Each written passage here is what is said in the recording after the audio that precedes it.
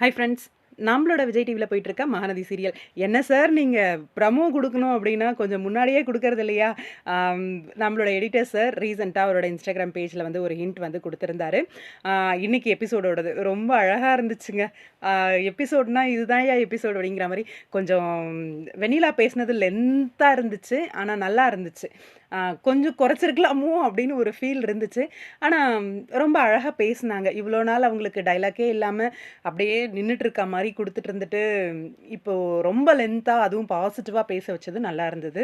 விஜய பத்தி காவேரி கிட்ட, காவேரிய பத்தி விஜய் கிட்ட அப்படின்னு சொல்லி நல்லா பாசிட்டிவா பேசி, அவங்க 2 பேருக்கும் அ அந்த புரிதல வந்து இருக்கிற அந்த புரிதல வந்து ரொம்ப அழகா வெளிப்படுத்தியிருந்தாங்க நம்மளோட வெண்ணிலாவுமே.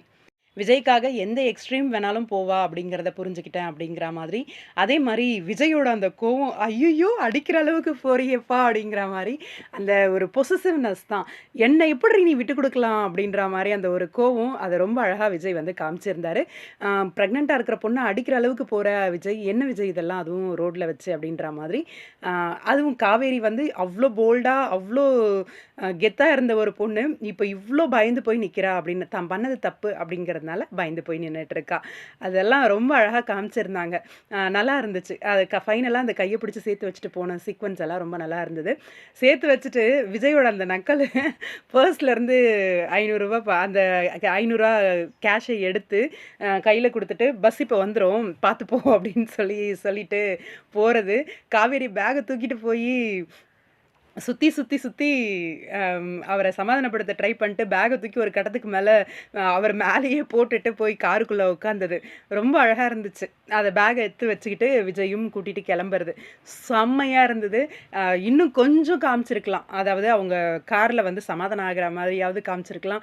அட்லீஸ்ட் அந்த ட்ரிப்ப வந்து இன்னும் அழகுபடுத்துற மாதிரி ஃபார்ம் ஹவுஸ் இல்ல கொடைக்கானலே போற மாரியாவது காமிச்சிருக்கலாம். அது ஒரு சின்ன வருத்தம். அது அப்படியே வந்து ஸ்டாப் பண்ணிட்டாங்க.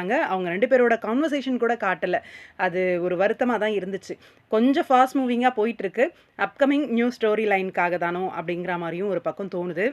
இன்னொரு பக்கம் வீட்டுக்கு ரொம்ப ஹேப்பியா வந்து நிக்கிறாங்க. அத ட்ராப் பண்ற மாரி கூட காட்டல. அதுதான் எனக்கு ரொம்ப வருத்தமா இருக்கு. ஏன் இவ்ளோ ஃபாஸ்ட் மூவிங்கா இருக்கணும்? அந்த சீக்வென்ஸ் இன்னும் நல்லா எடுத்திருக்கலாமே! அப்படிங்கிற மாரி ஒரு வருத்தம் இருந்துச்சு. அங்க அம்மா, பாட்டிய பிரிஞ்சு தான் இருக்க முடியல அப்படிங்கிற மாரி ஒரு கதைய வந்து நம்ப காவேரி ஓட்டிட்டு வீட்டுக்கே வந்துட்டேன் அப்படிங்கிற மாரி, நான் இல்லன்னா சிக்கன் குழம்புலாம் வச்சு சாப்பிடுறீங்களா? அப்படின்ட்டு, சப்பாத்தி குருமா தாண்டி பண்ணியிருக்கேன் அப்படின்னு. ரொம்ப பசிக்குது எனக்கு சாப்பாடு வேணும் அப்படிங்கிற மாரி. இன்னொரு பக்கம் விஜய் வந்து நாளைக்கு கூட்டிட்டு போறேன் உன்ன அப்படிங்கிற மாரி சொல்லியிருக்காரு. அந்த வாய்ஸ் மட்டும் கேட்குது. நாளைக்கு வந்து கூட்டிட்டு போறேன்னு சொல்லிருக்காரு. எப்படி வருவாரு அப்படிங்கிற மாரி யோசிச்சுட்டு இருக்காங்க. இப்போ ட்ரீம் போல இருக்கு.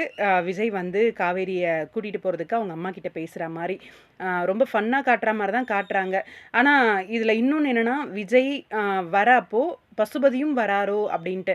ஏன்னா லைவ் வந்திருந்தாங்க இல்லையா? நம்ப ராகினி, அப்புறம் நம்மளோட காவேரி. அவங்க 2 பேரும் லைவ் வந்திருந்தப்ப, பசுபதியும் இருக்காரு அங்க. நம்ம விஜயும் ஷூட்டிங் போயிட்டுருக்கு அப்படிங்கிற மாரி சொல்லியிருந்தாங்க. ஏதோ சம்திங் சம்பவம் ட்ரை பண்றாங்க. பார்க்கலாம் வெயிட் பண்ணி. பெருசா போகுதா? இல்ல சின்னதா முடிய போகுதா? அப்படின்ட்டு. உங்களோட கருத்துக்கள் என்ன அப்படின்னு கமெண்ட் பாக்ஸ்ல சொல்லுங்க.